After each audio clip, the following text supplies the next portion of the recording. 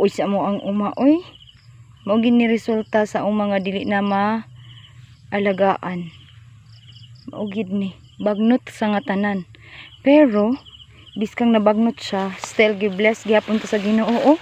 Iyang puso tan-awa. Wala siya naatiman kay nangabisi mi. Perting bagnuta. Tan-aw na to nigdaghan batag ma-harvest. Dako ba yung unta ni nga maisan? Naka-start na mi og pang harvest na dinhi oh. Tanaw na to nigdaghan ba ni? Kay bagnot man jud kaayo ba? Patigin ka bagnot dito. Dito tumoy pa. Dako ka ni nga uma. Laging magpadako-dako tag uma nya di na to makaya og kuan. Ara og gagmay ka siya puso, ay mag-expect kita gagmay og puso kay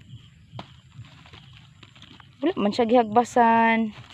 Nilaging bisita, daghan tag atiman. To ang uma di na kaayo maatiman.